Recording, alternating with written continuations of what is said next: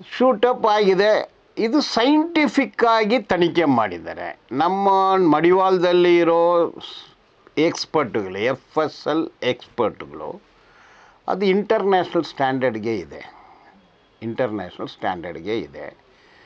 ಮತ್ತು ಇದರಲ್ಲಿ ತನಿಖಾಧಿಕಾರಿಗಳು 90 ದಿವಸ ಒಳಗಡೆ ಚಾರ್ಜ್ ಶೀಟ್ ಹಾಕಿದ್ದಾರೆ. ವಿತಿನ್ 90 ಡೇಸ್ ಫೈನಲ್ ರಿಪೋರ್ಟ್ ಹಾಕಿದ್ದಾರೆ.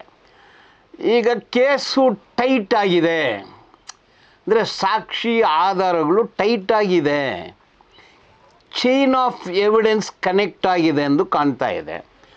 ಅಂದರೆ ತನಿಖಾಧಿಕಾರಿಗಳು ಇನ್ ಟೈಮ್ ಚಾರ್ಜ್ ಶೀಟ್ ಹಾಕಿದ್ದಾರೆ. ಈಗ ಡಿಫಾಲ್ಟ್ ಬೇಲ್ ಅನ್ನೋದು ಇಲ್ಲ. ಈಗ ಎಲ್ಲರೂ ಕೂಡ ಬೇಲಿಗೆ ಟ್ರೈ ಮಾಡ್ತಾರೆ.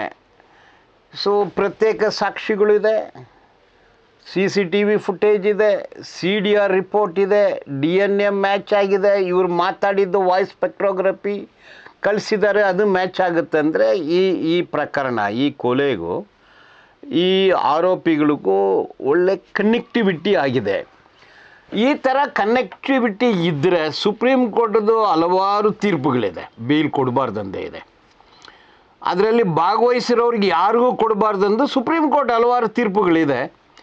ಆ ತೀರ್ಪುಗಳು ಮತ್ತು ಈ ಚಾರ್ಜ್ ಶೀಟು ನೋಡಿದರೆ ಈಗ ಬೇಲ್ ಸಿಗೋದು ಭಾರಿ ಕಷ್ಟ ಆಗುತ್ತೆ. ಅಷ್ಟೊಂದು ಸುಲಭವಾಗಿ ಹೊರಗೆ ಬರೋಕ್ಕೆ ಆಗೋದಿಲ್ಲ. ಓಕೆ, ನೆಕ್ಸ್ಟ್ ಏನಾಗುತ್ತೆ, ಬೇಲ್ ರೂಲ್ ಔಟ್ ಆದಮೇಲೆ ಚಾರ್ಜ್ ಆಗುತ್ತೆ. ಡಿಸ್ಚಾರ್ಜಿಗೆ ಸಾಧ್ಯತೆ ಇಲ್ಲ. ಅಂದರೆ ಈ ಆರೋಪಿಗಳು ಡಿಲೇ ಮಾಡೋಕ್ಕೆ ಪ್ರಯತ್ನ ಪಡ್ಬೋದು. ಒಂದು 17 ಜನ ಇದ್ದಾರೆ, ಅದನ್ನೆಲ್ಲ ಒಬ್ಬರೊಬ್ಬರಾಗಿ ಬೇಲ್ ಪಿಟಿಷನ್ ಹಾಕ್ತಾರೆ, ಮತ್ತು ಹೈಕೋರ್ಟಿಗೆ ತೊಗೊಂಡೋಗ್ತಾರೆ, ಸುಪ್ರೀಂ ಕೋರ್ಟಿಗೆ ತೊಗೊಂಡೋಗ್ತಾರೆ, ಟೇಕ್ಸ್ ಟೈಮ್.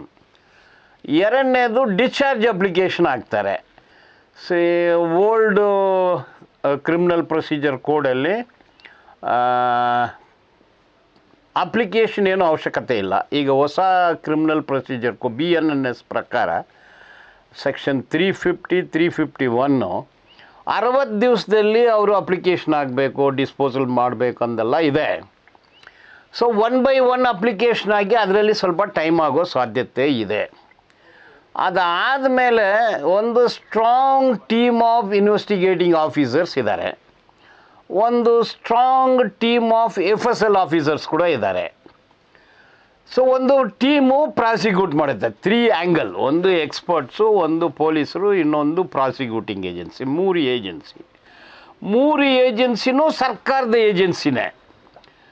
ಈಗ ಡಿಫೆನ್ಸು 17 ಆರೋಪಿಗಳಿದ್ದಾರೆ, 17 ಲಾಯರ್ಗಳನ್ನ ಇಡ್ಬೋದು, ಇಲ್ಲಾಂದರೆ ಅವರು ಒಬ್ಬರನ್ನೇ ಇಡ್ಬೋದು. ಅದು ಏನು ಮಾಡ್ತಾರೆ ನಮ್ಗೆ ಗೊತ್ತಿಲ್ಲ. ಸೊ ಟ್ರಯಲ್ ಅಂದು ಬಂದ್ರಾಗ ತೂಕ ಆಗುತ್ತೆ.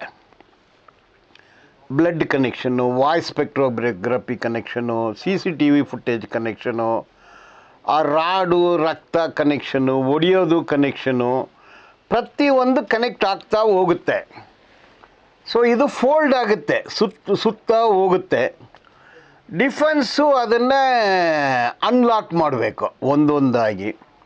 ಯಾವ ಲಾಯರ್ನ ಎಂಗೇಜ್ ಮಾಡ್ತಾರೆ, ಏನು ಮಾಡ್ತಾರೆ ಗೊತ್ತಿಲ್ಲ.